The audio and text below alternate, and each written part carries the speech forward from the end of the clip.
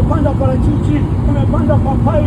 Limao ni kitu kizuri sana. Limao moja mnalisha nyumba nzima. Leo mliokoza kuta kiwanja cheupe tu, anazunga eti yuko ni maoni, amefunga na kuomba maushinda raba ushogo. Wewe muhuni wewe. Unajua kuna wahuni duniani, wengine wamo makanisani hawalijui neno la Mungu. Yesu asifiwe sana. Tusome kitabu cha Mwanzo pale kidogo. Sasa nataka kwenda haraka kwa sababu muda wangu umeisha. Kitabu cha Mwanzo sura ya 9 mstari wa 1 mpaka wa 3. Nisome pale haraka, nataka nikupe maandiko machache mafupi. Wewe ni tajiri. Bwana Yesu asifiwe sana. Na mimi niwaambia, yani haieleweki, haifahamiki, na uzee wangu nao kwenda kumalizia kila kitu nimekiweka kiko sawa. Mungu akambariki Nuhu na wanae.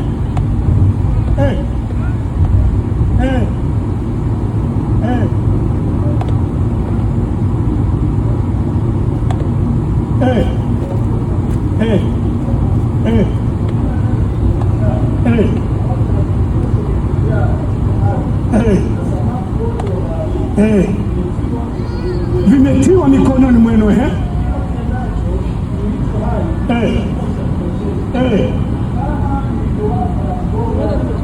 Nimewapa mboga za hata mchicha huna yote. Bwana Yesu asifiwe sana.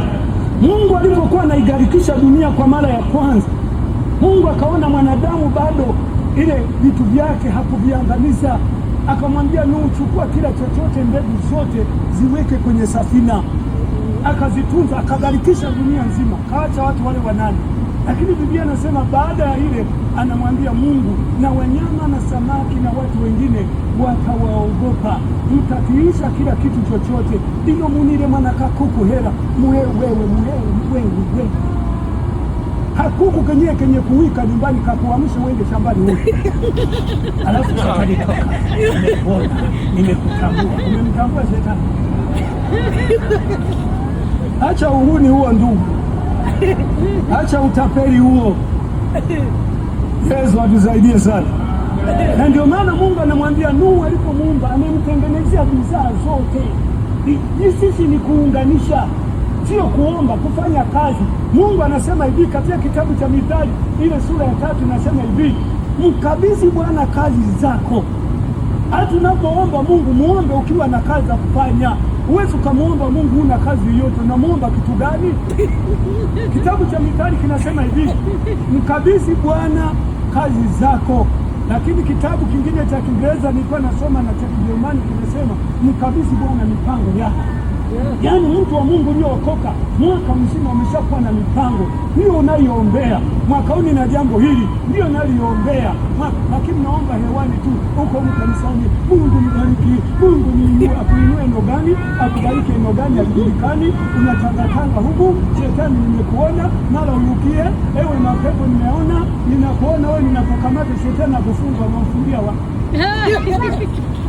wala utakomea una wala mlango wa kumfunga. Mungu akambariki mwanadamu, akasema hivi ndivyo vitakuwa chakula chako.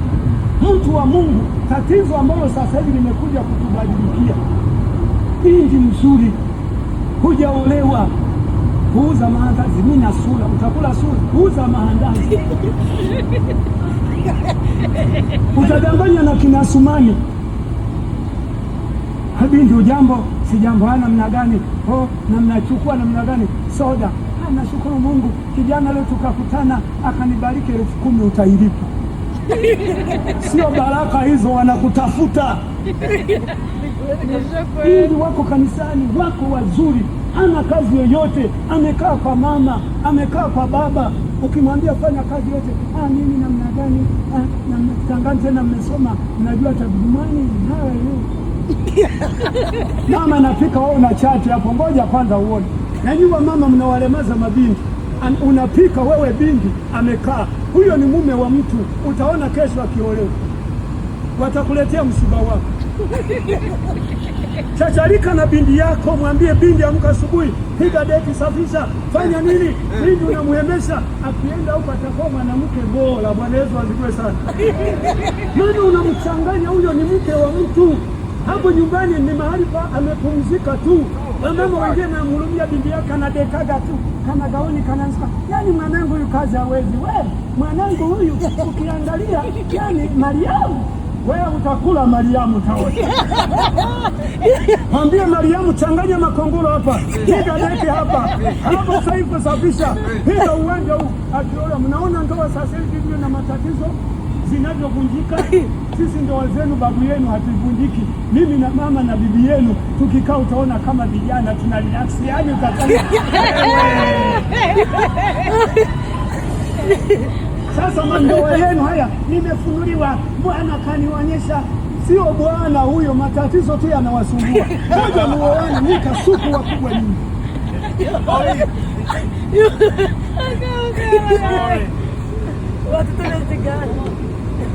Unapika chakula. Juzi nilikuwa nafundisha Dar es Salaam mabinti, unapika chakula, mume anasema mbona hujapika vizuri? Kalaje huko umemfukuza. Kidogo niseme neno moja. Soma katika kitabu kile cha Mwanzo ile sura ya 3 mstari wa 19, kitu kama hicho. Tunachoshindwa, Mungu alisema mtakula kwa jasho. Ile staili ya starehe ya kula kwa starehe imeondoka. Lakini umasikini unatukuja.